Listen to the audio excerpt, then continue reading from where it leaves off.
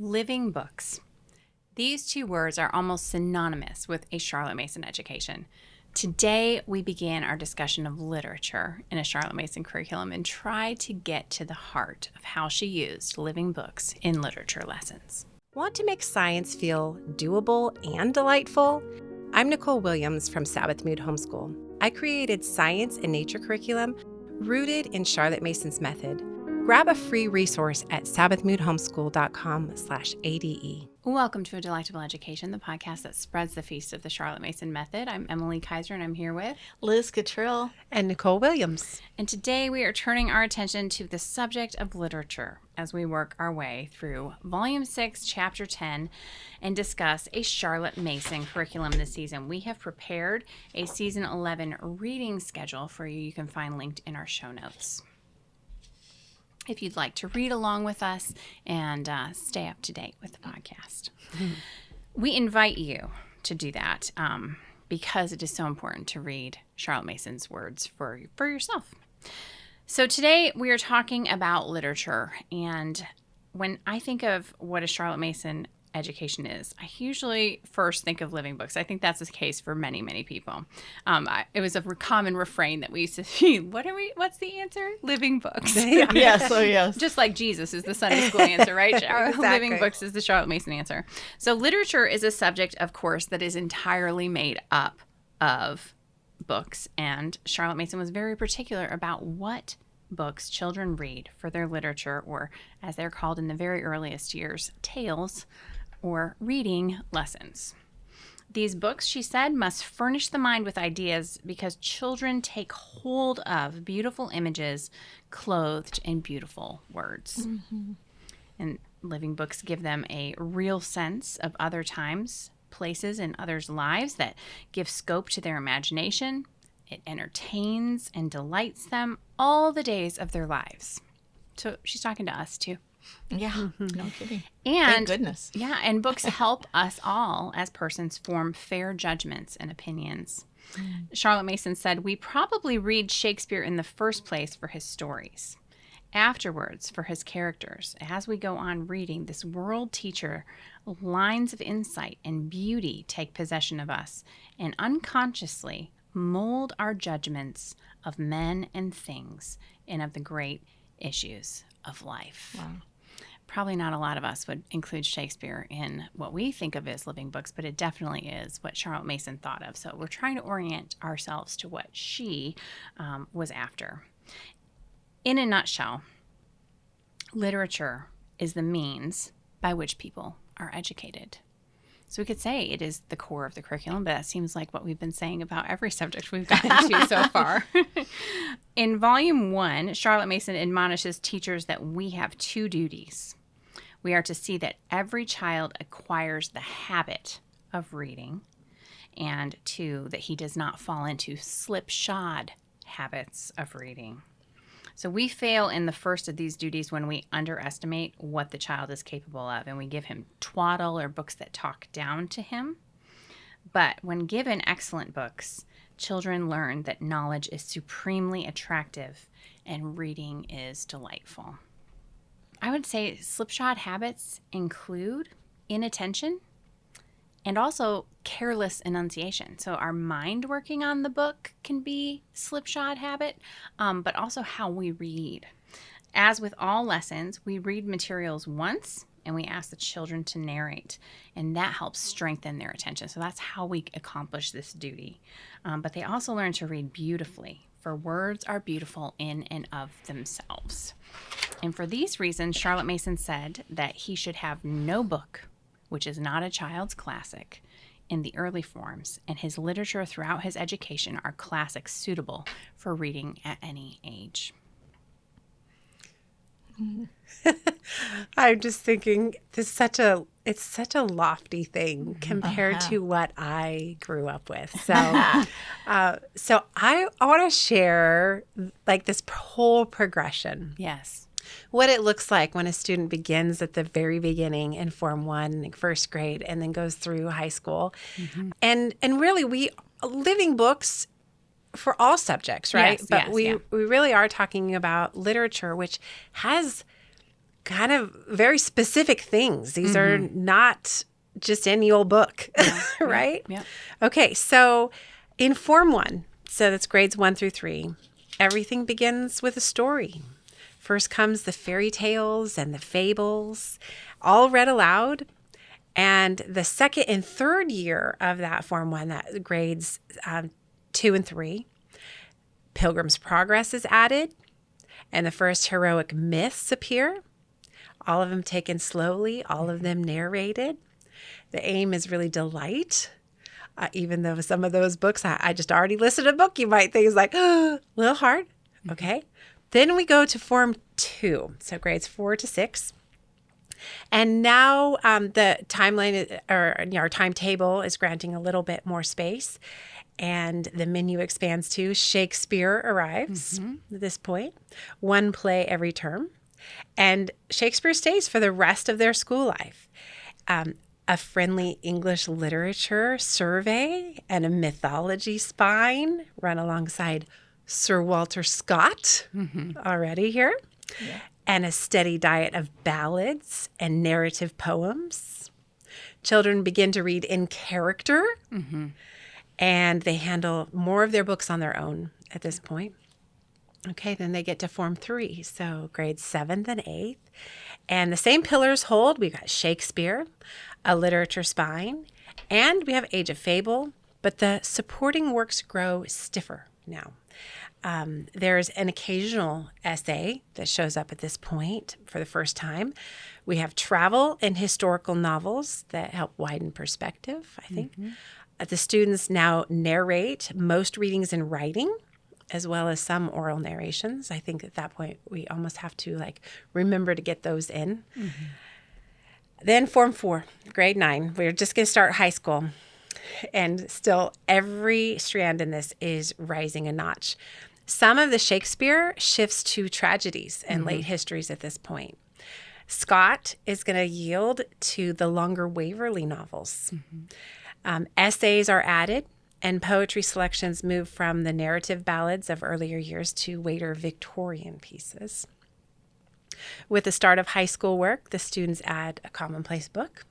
So they're kind of collecting some of their favorite striking passages and things like that.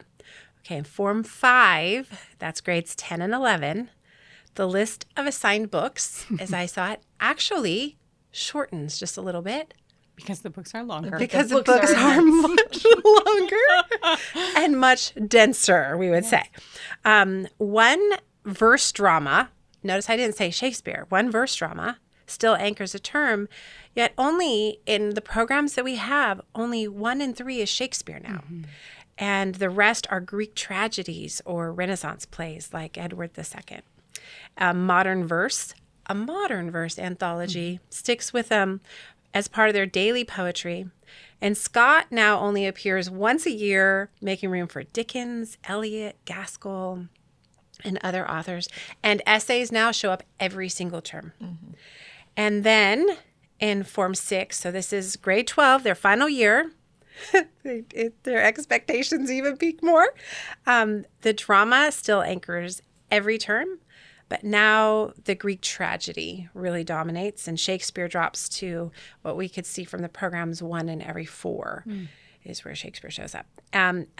Essays or reflective prose are assigned every term, and poetry anthologies appear almost always. There's also now once a year an epic classic, such as Paradise Lost, Dante, Chaucer. And I think at this time students are doing a little bit more like silent narrations and things like that. The idea is that all of this has become a habit for their life. So they've really gone over these 12 years from listening to reading it all, from fairy tales to like world classics. And anyways, but really we see over all those years that verse drama, every term, daily poetry, literature chosen to shadow the period of history, except in Form 1. We talked about that in our last series. And what Charlotte Mason said, the steady assurance that each small guest assimilates what he can. And by graduation, the student has lived with the best authors of the past and present and has practiced attentive reading and thoughtful response. And Miss Mason would say, he has begun to think like a true citizen and a statesman in the best sense. I love that part. But it really is so wild to watch the progression she had in mind, or that we take this from the programs. So we know what she was assigning and what she had in mind for the scope of a child's whole education. Yeah. It's massive. It's It just is. wild. Which was actually, when I was thinking about this topic, the very words that came to mind was the world of literature is vast. It is immense. And just that Charlotte Mason concentrates on the most outstanding works and authors and poets and plays. And the tying together of the literature and the history, I think. Mom just coined a word there, I literature, think so. history. Yeah, literature and history. It just enhances both of those subjects tremendously. Yes. In literature, we find the thoughts and the ideas expressed by men in different times and places, and we discover they also had a lot in common with us.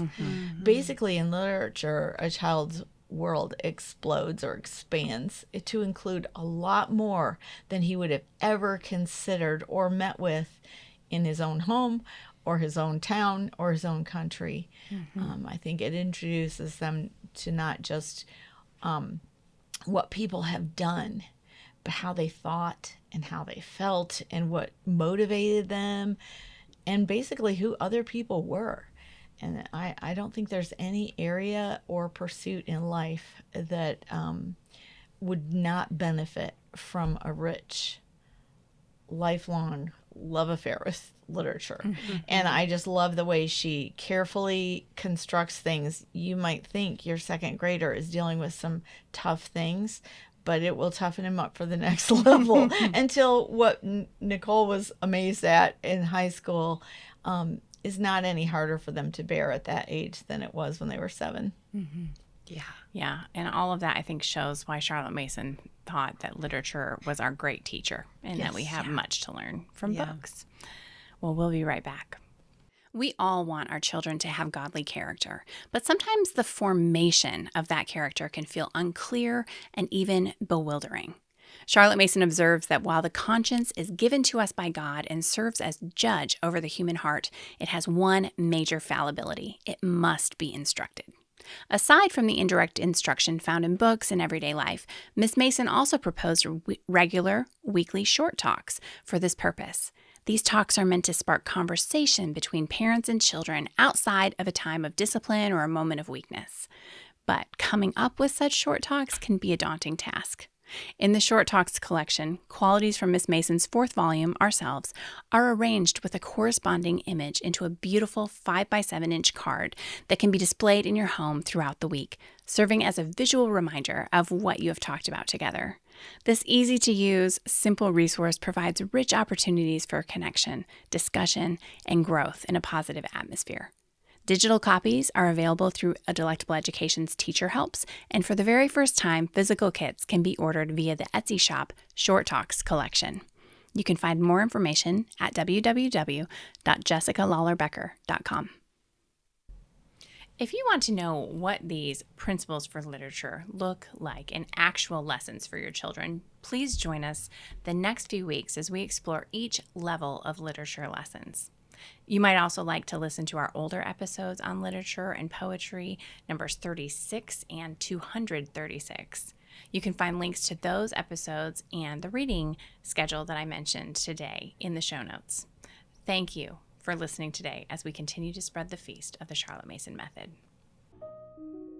If you benefited from this conversation, please like and subscribe. We hope our discussion serves to equip and encourage you as we seek to explain the Charlotte Mason Method. You can find the show notes in the video description or by visiting adelectableeducation.com/episodes. There, you'll find the links and quotes we mentioned in today's episode. We are so grateful for our loyal Patreon supporters who help make this show possible. If you'd like to partner with us in our work here at A Delectable Education, you can join our Patreon community and receive exclusive and early content as our thank you for your monthly support. Find out more at patreon.com/adelectableeducation. Thank you for joining us today. We'll see you next time.